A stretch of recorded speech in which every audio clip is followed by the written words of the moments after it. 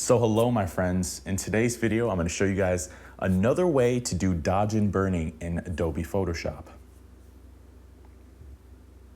Alright, so here's the photo that we're going to be working on today in Adobe Photoshop. The technique I'm going to be using today is using a neutral gray layer, adjusting the opacity usually to about 40 or 50%, and then painting on that gray layer to do dodge and burn. This is just another technique. I've recorded previously how to do dodge and burning using curves, but this is another way to do the same technique in a slightly different way, maybe easier for your workflow, but I'll show you guys how to do that now. So for those of you that are just tuning in that don't know what dodging and burning is, I'll kind of give you a brief explanation. Essentially what dodge and burning is doing, it's allowing you to selectively paint in areas that you want to increase the exposure or to decrease the exposure, which is shadows and highlights. And it's allowing you to basically paint in contrast and contour a person's natural jaw structure, their bone structure, and their physique to give them more contouring and contrast, essentially. So this is the image that we're going to be working on today. I am using Adobe Photoshop CC7 2017. I am using also a Wacom tablet. This is the Intuos Medium Pro Medium tablet, and I have an Intuos accompanying stylus here.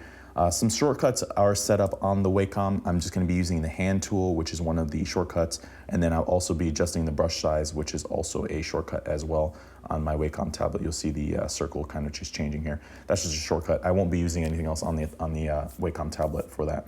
But I will show you guys the before and after. This one I didn't go super ham. I will show you a greater before and after.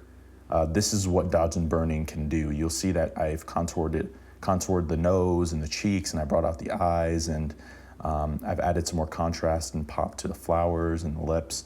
We're going to do the same thing. We're just going to be doing it slightly different way. So essentially what you're going to do, select your layer, your background layer. You're going to hit new layer down here in solid color. For me personally, I just use the show only web colors just because it's easier for me to pick colors. It's just much easier. But you're going to select this one over here, which is basically like a neutral gray.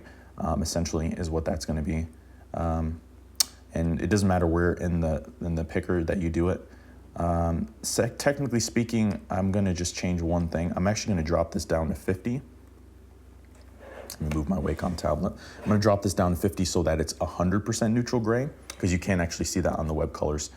Next thing you're going to do is you're going to set that to soft light. So with it being 50% gray and on soft light, you'll notice that there's no difference. The one thing I am going to do though, which is going to change this aspect, I'm going to delete this layer mask that's automatically there and then re-enable it. We don't need that layer mask, but you'll notice at 50% gray, me turning this on and off, you don't notice anything. That is exactly what we want. So essentially what we're going to do, we're going to press B to get our brush tool. It's going to ask if we want to rasterize the layer. Basically, rasterizing means that instead of it being an active layer, it's going to be something that could be adjusted, like erased or painted on or things of that nature, as opposed to it just being a solid layer that's going to be altered through, I guess, mostly just through color, really. It locks that color in there, and it makes it a set pixels that you can adjust. So once we do that, we're going to hit B for a brush tool. And we're going to make sure that our defaults here, black and white, are selected, and we're going to start with white. So we're going to be using the brush tool essentially to paint white on the areas that we want to increase the brightness or to essentially dodge, which is just increasing the brightness. Or we're going to press X on our keyboards to go to black, and then we're going to press on areas that are shadows that we want to decrease the exposure, which is burning. So if you guys don't know those terms, that's what they're referring to.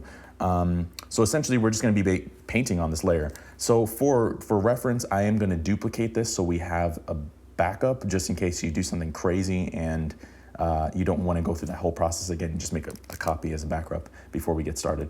But and I'll kind of walk you guys through right now. I'm going to zoom in a little bit, and I'm just going to just do this on the face so you guys will see kind of where we're going here. So right now it's on white, and we're going to just fill in some of the shadows. One thing before I actually start. So by default, your brushes are going to be on this one, which is hardness of 100%. Move over to this one right here, which is 0% hardness on your brush. You want to do 0% because you don't want hard edges to these adjustments. And then it's better that you use a larger brush and you do more gentle strokes to first get into the areas that you want to essentially accentuate, and then from there you can drop the brush size down, and you can be more selective, I guess would be the word that I'd be looking for. Okay, but I'm gonna just kind of do that, hit the nose, hit these little nostrils right here, and maybe a little bit on the nose right there, a little bit right there. Okay, something like that. Now, if you mess up and you think it's a little bit too easy of an edge, you can press X on the keyboard and then just paint over. Now with that, I will also mention that I'm using a lower opacity. If you guys are gonna leave it at 100%, it's gonna be very obvious. So don't use a higher opacity. Put the opacity down to 25 or less so that you can gradually build up. So we'll fix that little edge right there, and I'll just do a very light stroke so it looks a little bit more natural. I don't like that second one, but okay. And then we're just gonna focus on the cheeks. Open up the cheeks here, open up the cheeks here, and then we're gonna hit some of these flowers, bring some of these flowers out a little bit. Okay, and hit some of those flowers. We're gonna do some strokes in the hair, bring that up. And with practice, you guys will figure out where you like to basically accentuate. Every photo is a little bit different, but there are certain areas you should always hit. For example, like the nostril, the bridge of the nose here, usually the forehead, this triangle area underneath the cheek, that whole cheek area right there, usually right around here on the chin. There's usually a highlight here as well. Those are just general areas, and I will do a follow-up video on explaining that a little bit more, but we'll say, suffice it to say, those are some of the areas you should hit. Do a little bit of the teeth as well. Okay, I don't need to see that, so we're gonna just get out of the brush panel here. I don't know why that's coming up, but hit X, and now let's focus on the contouring. We're gonna hit some of the nose. I'm gonna do around the eyes, bring in some I guess contrast to the eyes. I'm gonna do an eyeliner as well. Do a little bit of eyeliner here. I'm gonna do pupils, and then we're gonna hit the eyebrows, bring those down. My computer's starting to go a little bit ham, so you guys might hear some fan noise here as my computer attempts to basically freak out. Let me delete some of these older layers as well, so we can kind of just focus on what we're doing here. All right, so do some of the flowers, and we're gonna hit some of the hair over here, and do some hair action over there. Okay, do some more hair down here. Now let me show you guys how far we've gotten with just that one layer.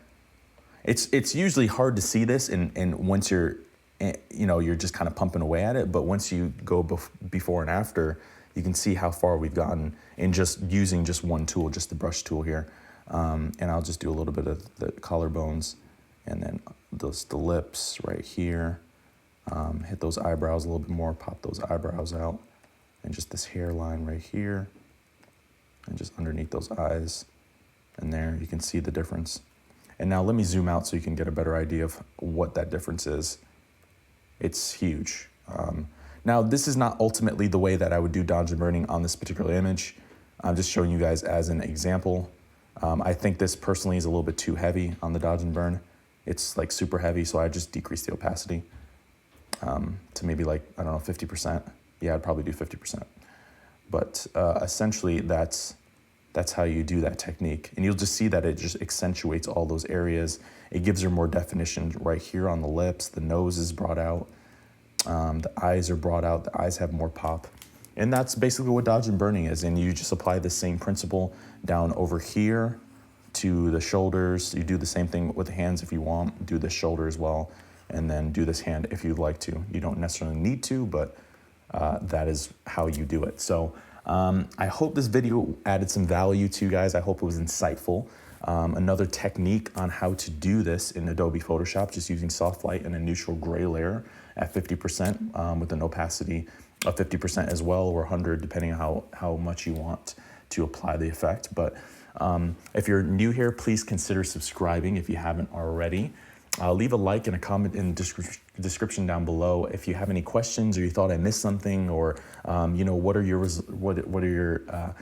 experiences with actually using this technique? Do you like it? Do you hate it? Let me know. We'll start a discussion in the description below. And until next time, we'll catch you in the next video. And peace out, my friends.